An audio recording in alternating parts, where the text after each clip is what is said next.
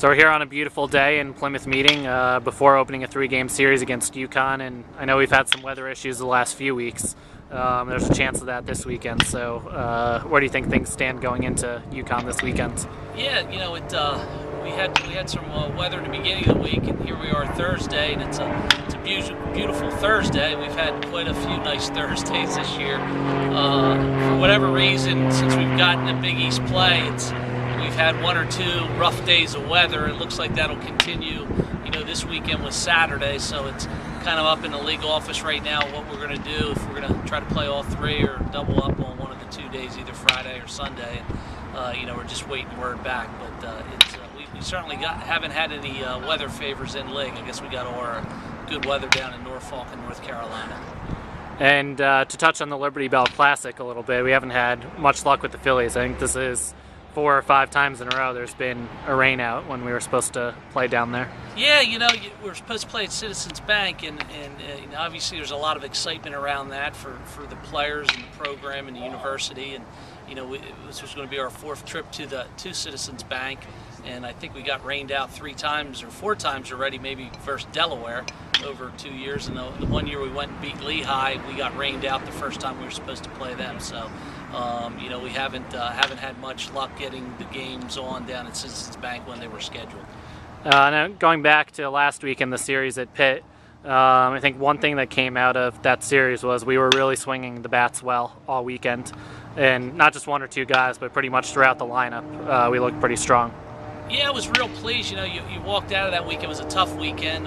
Pitt was a better baseball team than us. But the one thing that we took away from that weekend is we did do a really good job offensively, 1 through 9. That was something that we were struggling with. Most of the year was like, we'd have a pocket of, 2 or 3 guys that were getting it done and struggling in other areas.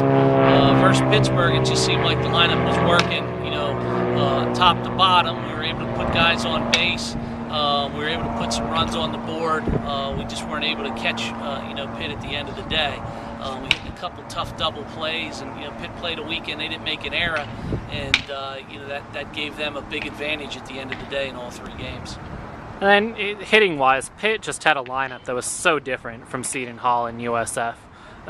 So what type of an adjustment was that to all of a sudden, after 2 teams that didn't hit a whole lot, go against a team like they had offensively? It was tough. I mean, Pitt was one of the top hitting teams in the country last year, and I remember listening in the game 1. They had a bunch of ceremonies for opening their park, and 1 through 7 in their lineup were all returners. They were all seniors, so they were good players. They have some pro players in their lineup, and we had a tough time getting out the bottom of the lineup, and it was just. It seemed like we had them a little bit under control, their first or second ABs, but they made the adjustments that they needed to do, and they have a really good ball club, and again, I don't know what the numbers play out this year, but I didn't see a better offensive club all year, maybe over the last 2 years than the University. Yeah, I mean, they're different lineups. They have a couple guys. They have some pro guys in there. I mean, Namath, the first baseman, was drafted. He's going to play professional baseball. George Springer, he may have been the player of the year already once. I know he's been first team the 2 years he's in the league. He's on his way to being first team all Big East this year, and probably a guy that's going to, probably threaten to be the Big East player of the year. He's going to play professional baseball. Ahmad, their shortstop's a pro guy. They're just the guys that I know off the top of my head. I know they're top of the lineup. They return a lot of guys that went to a regional, hosted a regional. They can put runs on the board if you give them free passes, or if you put guys on base. They're all good. They're all good speed guys. They can go first to third, first to home. They'll steal some bases. So they similar to Pitt. They offer a lot of challenges on the offensive end. I think the big difference is on the mound. I mean, they have 3 of the top pitchers in the league. Barnes is a guy that he may be the first pick of the whole draft. He's going to run out there on Friday. They have an established closer in Vance, and they're a team that's playing very good right now. They're in first place in the Big East, and they're hungry to win a title.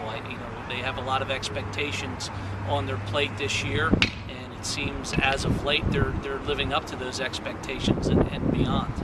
In terms of what we need to do against a team like that, does it feel pretty good to go in with the bats kind of swinging the way they are? Yeah, we're going to have to score some runs off of those guys. I think that, when you look at the UConn series and you look at anybody that we play, we have to play the game clean. We have to play good defense. We have to throw the ball over the plate. We can't give teams like Connecticut and Pitt, especially, a bunch of free stuff. If we're not going to take care of the baseball and we're going to walk or hit people, we're going to put them up enough that, they're going to start hitting some balls in the gap and we'll wind up, in big trouble. I think that, the thing that we did in Game 2 for most of the game and the entire Game 3 versus Pitt is, we played good defense. And I think that, we're at home.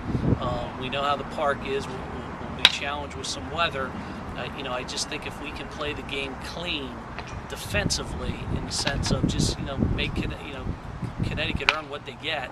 And, I think maybe a little bit of a bump in our offense, maybe with some confidence, we can kind of get after them a little bit. And again, find our way to the back of a game in a close baseball game. And we've seemed to have some success in 1 or 2 run baseball games and get the ball to Mike Francisco at the end of the game. And usually things go our way. All right, so Villanova and UConn coming up at the ballpark this weekend, Friday, hopefully Saturday and Sunday. And that'll wrap up this week's Coach's Corner.